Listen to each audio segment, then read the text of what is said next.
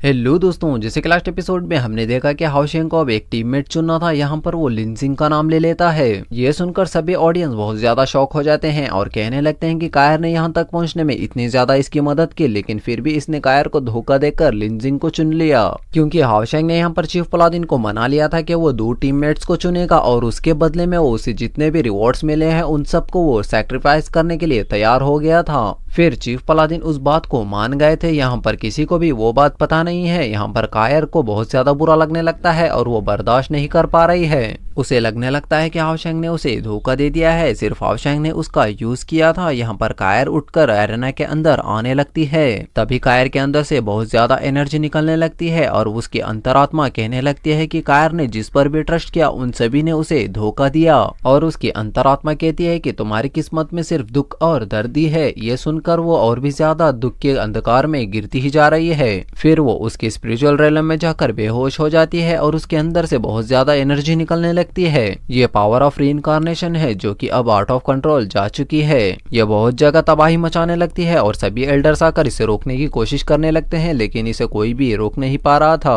हाओशेंग भी इसे रोकने जाता है लेकिन वो भी दूर फेंका जाता है। तभी वहाँ पर कायर के ग्रैंडफादर आ जाते हैं जिनका नाम लॉर्ड जियाजे है। वो कायर को इस हालत में देखकर उसे बचाने जाते हैं, लेकिन वो भी ज्यादा कुछ नहीं कर पा रहे थे। लॉर्ड जियाजे कहने लगते हैं कि हाओशेंग ने कायर का ये क्या हालत कर दिया है, अगर उसे अभी बचाया नहीं गया तो वो मर जाएगी। लेकिन वो उसे रोकने में नाकामयाब हो जा रहे हैं। तभी वहाँ पर ग्रैंडपा यंग भी आ जाते हैं। ये एंशिएंट पावर ऑफ रीइंकार्नेशन है। ये पावर को देखकर हम तो क्या, एक डेमन गॉड भी आ जाएगा तो वो भी एक बार में इसको देखकर डर जाएगा। तभी लॉर्ड जियाजे कहते हैं कि जल्द से जल्द यहाँ से थ्रोन ऑफ सील को शिफ्ट कर दो। तो उस पर लॉर्ड ऑफ लिक कहते हैं कि हम ऐसे नहीं कर सकते, क्योंकि कई लाखों लोगों की जान को वो रक्षा कर रही है। अगर ऐसा करेंगे तो कई लाखों लोगों की जान चली जाएगी। कायर यहाँ पर बहुत ज्यादा दर्द में तड़प रही है, लेकिन यहाँ पर किसी को भी कुछ समझ नहीं आ रहा कि वो क्या करे। तभी यहाँ पर हाओशेंग भी भागता हुआ आकर इन सब की मदद करने की कोशिश करता है, लेकिन लॉर्ड जियाजे उसे ही पकड़कर उसे मारने लगते हैं। लॉर्ड जियाजे हाओशेंग को पकड़कर उसे बहुत बेरहमी से मारने लगते हैं। उसे जान से मारने ही वाले थे कि तभी वहां पर लिनजिंग आकर कहता है कि रुक जाइए, इसे कुछ मत कीजिए, ये सब कुछ मेरी वजह से हुआ है, आप मुझे सजा दीजिए।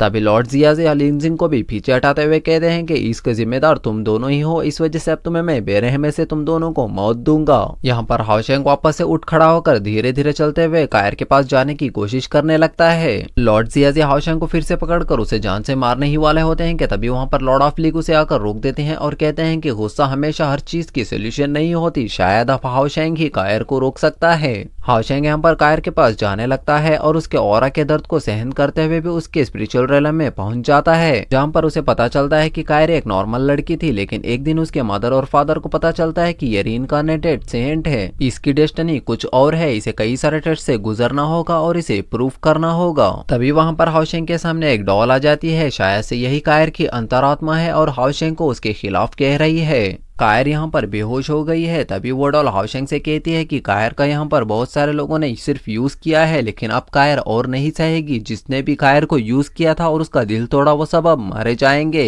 फिर वो डॉल हाओशेंग के ऊपर तुरंत हमला कर देती है। फिर हाओशेंग भी उसकी स्वॉर्ड की मदद से उसके ऊपर हमला कर देता है और कहता है कि ना तो मैंने उसे धोखा दिया है, ना ही उसका यूज किया है। इतना कहकर वो उसकी डॉल की एक आंख फोड़ दी थी। इस वजह से हाओशेंग की भी देखने की नजर बहुत ज्यादा कमजोर हो जाती है। फिर वो डॉल कहते हैं कि जब भी तुम मुझ पर हमला करोगे तो तुम अपना एक सिक्स सेंस को खो दोगे। और वो कहती है कि देखा है कितना ज्यादा दर्दनाक है ना, कोई भी अपना सिक्स सेंस को खोना नहीं चाहता। इसी वजह से कायर इतनी ज्यादा स्ट्रांग है, वो हमेशा कुछ न कुछ सैक्रिफाइस किया है। वो जैसे जैसे ट्रेनिंग करती गई वैसे वैसे उसके कई सारे सिक्स सेंस खोते गए। देखने की शक्ति और सुनने की शक्ति और कुछ टेस्ट करने की शक्ति, इसी तरीके से वो कई सारे सिक्स सेंस को धीरे धीरे खोती गई। और इसी तरीके से रीइंकार्नेशन काम करता है। और ये ब्लेसिंग के साथ साथ एक कर्स भी है। कायर अब तुम्हें कभी भी माफ नहीं करेगी, तुमने उसका दिल तोड़ा है। तभी हाओशेंग कहता है कि मैं आज यहाँ पर माफी मांगने के लिए नहीं आया हूँ, चाहे आज मेरे हर एक सेंस क्यों ना खो जाए, लेकिन फिर भी मैं कायर को तुम्हारे बातों से बाहर निकाल कर ही रहूंगा।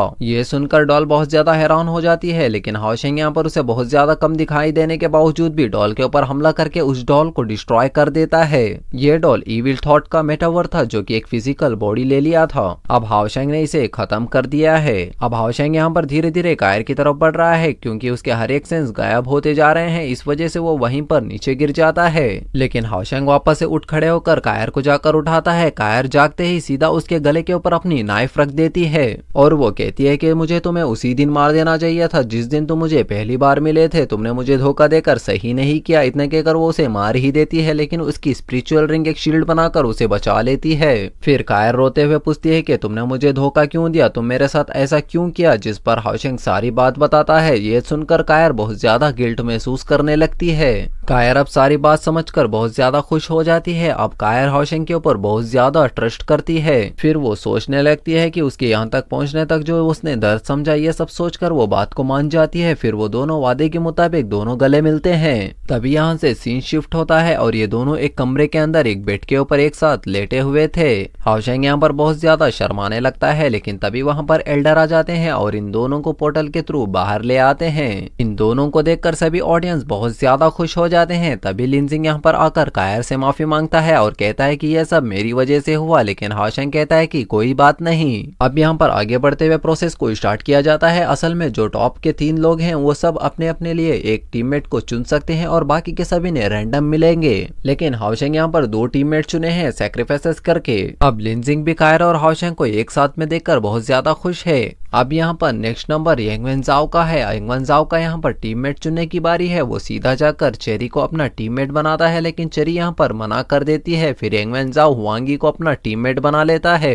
अब थर्ड नंबर मूनिंग भी अपने दोस्त दुआंगी को अपना टीममेट चुन लेता है। अब इन सबको रैंडम टीम चुनने हैं, इस वजह से अब ये सुप्रीम डिस्क ऑफ लाइट के अंदर चले जाते हैं, जहाँ पर इन्हें अब रैंडम टीम दिए जाएंगे। अब जो भी रैंडम प्लेयर्स इनकी टीम के अंदर आएगा, उस प्लेयर को मना करने का ऑप्शन नहीं मौजूद है। हाओशेंग की टीम डेमन हंटिंग टीम 1 है। अब इन तीनों को अपनी टीम में एक अच्छे वॉरियर्स को चुनना है, तभी इनकी टीम में वॉरियर वैंग आती है। ये देखकर लिनजिंग बहुत ज्यादा चिढ़ जाता है क्योंकि इन्हें एक शील्ड वॉरियर मिला है। असल में इसके पास तो शील्ड ही नहीं है।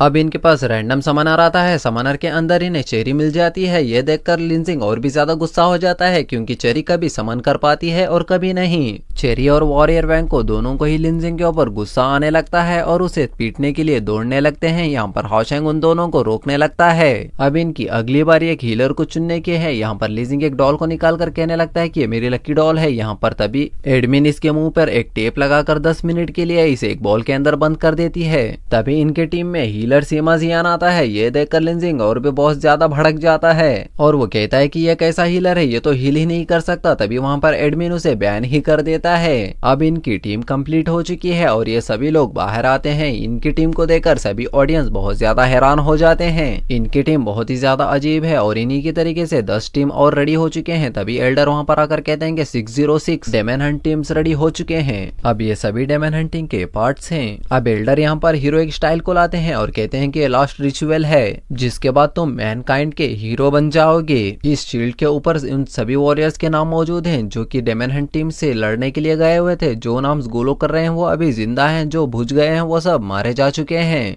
क्योंकि अब ये भी डेमन हंटिंग टीम से ही लड़ने के लिए जा रहे हैं, इस वजह से इन्हें भी अपना नाम यहाँ पर लिखना होगा ताकि हमेशा के लिए ये लोग भी अमर हो जाए। तभी हाओशेंग की टीम वहां पर सिग्नेचर करती है। सभी ऑडियंस विश करने लगती है कि हमेशा इनका नाम ग्लो करता रहे। अब सभी असासन मोटिवेशन कोड कहने लगते हैं। तभी वहां पर पटाखे बजने लगते हैं। अब ये 10 टीम्स डेमन हंट के लिए तैयार हैं। तभी हम चीफ पलादिन को देख पाते हैं जो कि कुछ तैयारियों को कर रहे थे। तभी वहां पर मैजिक टेम्पल के एल्डर आकर उन्हें सेलिब्रेट करने के लिए कहते हैं और वो कहते हैं कि भले ही कॉम्पिटिशन पूरा हो गया हो, लेकिन फिर भी नंबर 1 टीम को यानी कि हाओशेंग की टीम को 7th लेवल का इंस्ट्रक्टर जिसका नाम गाविंग जी है वो साइन हुआ है। और इसी के साथ ये एपिसोड यहीं पर खत्म होता है।